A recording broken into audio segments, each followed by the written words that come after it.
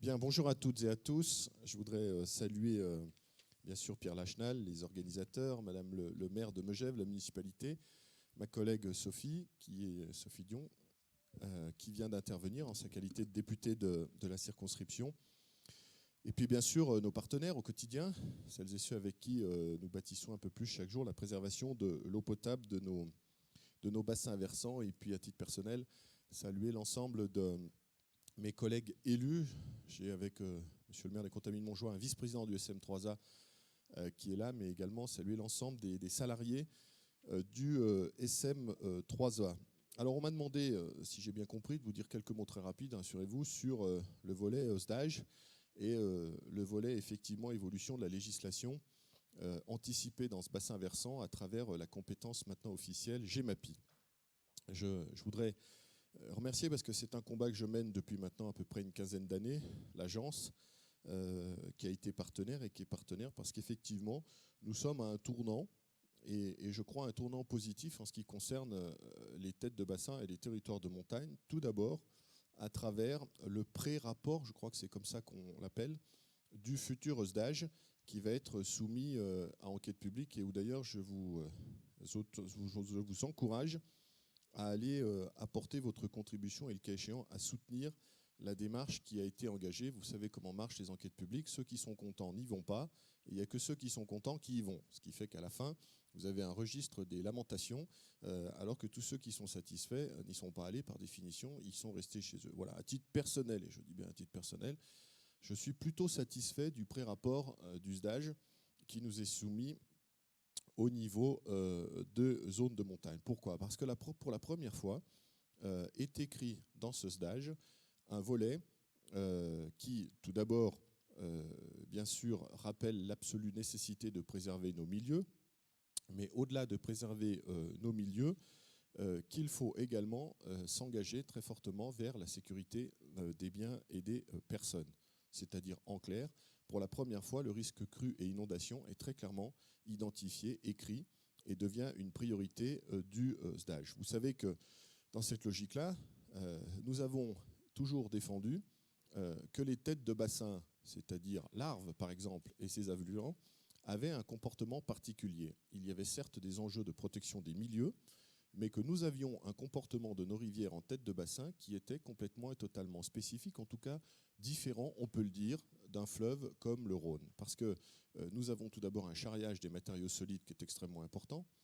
Nous sommes, ces rivières, très fortement impactées par l'évolution du climat, avec notamment le recul des glaciers, des moraines glaciaires stabilisées auparavant qui ne le sont plus aujourd'hui, un permafrost qui a reculé, et un comportement dans l'évolution des crues et dans la réaction aux différentes pluviométries qui est complètement différente, même si les scientifiques nous rappellent qu'il faut un certain nombre d'années de recul. Nous voyons bien sur les 20-30 dernières années, pour ne prendre qu'un exemple, l'Arve à Chamonix, que le comportement de la rivière n'est quand même plus tout à fait le même qu'il y a 50 ans en arrière. Voilà. Et bien, ces spécificités sont prises en compte puisque le SDAGE identifie très clairement les têtes de bassin comme ayant une spécificité, et cela va nous permettre de conduire des opérations particulières sur ces têtes de bassin. La deuxième satisfaction, même s'il reste encore beaucoup à écrire, c'est la préservation, au moment où le Parlement travaille sur la transition énergétique, c'est l'identification et la préservation de nos nappes stratégiques et notamment des nappes profondes. Vous savez que sur ce périmètre, un permis de recherche de géothermie profonde à haute et basse température est posé.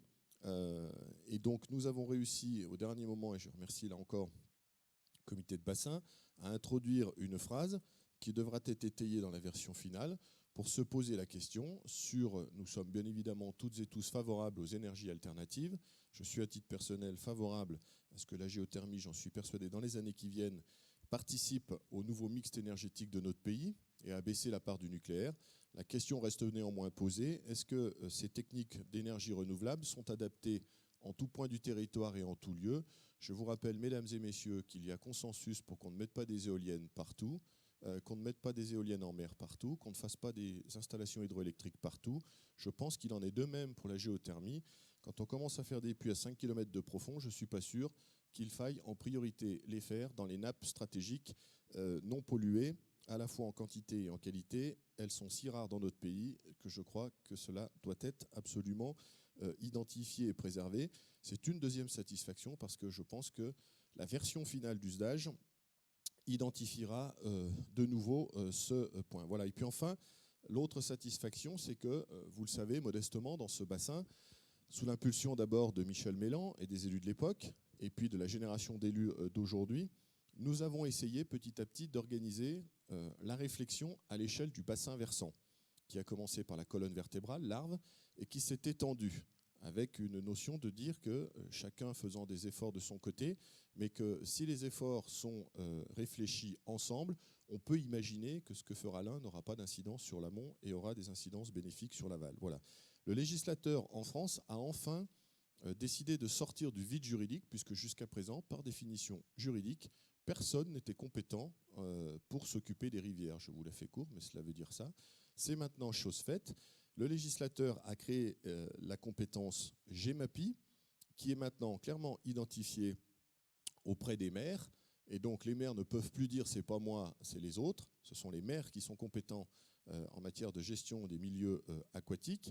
Cette compétence, il la délègue à l'EPCI à fiscalité propre, donc à la communauté de communes ou à la communauté d'agglomération, ce qui veut dire que Megève est compétent en matière de gestion de ces rivières, mais avec une obligation de l'exercer non pas seul, mais au sein de la communauté de communes du pays du Mont-Blanc.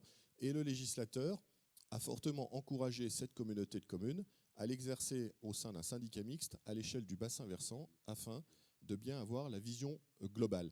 C'est une excellente chose. C'est une excellente chose que cette création de la compétence GEMAPI. Vous imaginez qu'elle fait beaucoup discuter, vous imaginez qu'elle n'est pas simple à expliquer, vous imaginez qu'il y a beaucoup de procédures administratives, de modifications de statut à faire, mais je crois qu'enfin, c'est une excellente chose parce qu'on ne peut plus dire on ne sait pas qui fait de la part des élus, et l'État aura un véritable interlocuteur.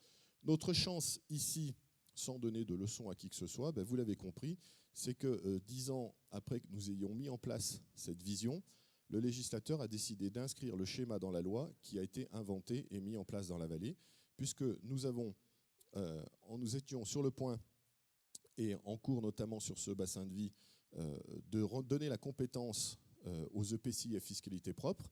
Des discussions sont avancées avec le président et la mairie de Chamonix. Nous avons eu une réunion la semaine dernière avec les élus de ce secteur. Des discussions sont engagées avec toutes les autres communautés de communes.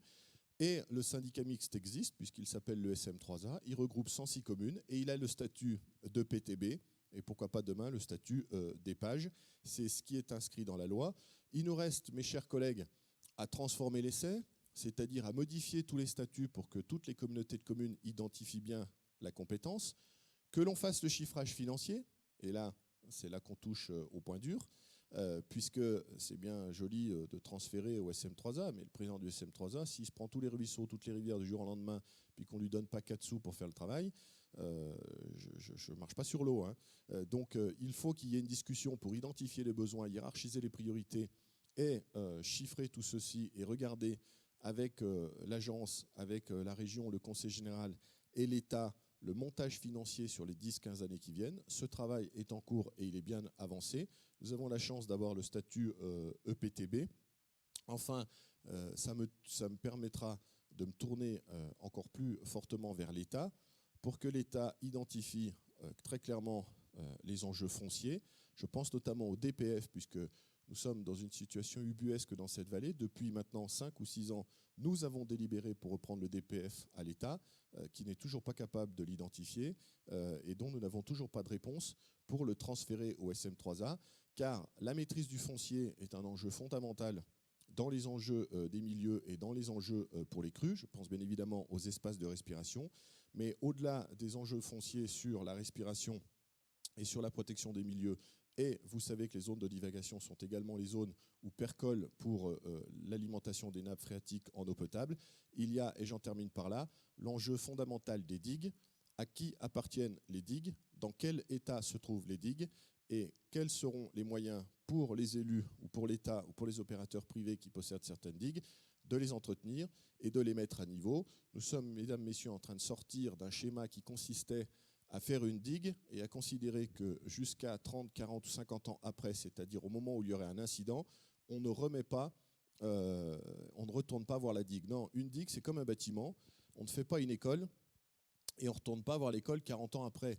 On fait une école, on inaugure, et tous les jours, toutes les semaines, il y a des équipes techniques qui vont voir l'école. Si l'installation électrique est en état, si les ampoules fonctionnent, si l'alarme fonctionne, si les portes fonctionnent, etc. etc. Ben, une digue, il faut mettre dans la culture, et c'est ça GEMAPI, qu'il y a nécessité de les entretenir, de les fabriquer, et qu'il y a nécessité de les suivre au quotidien.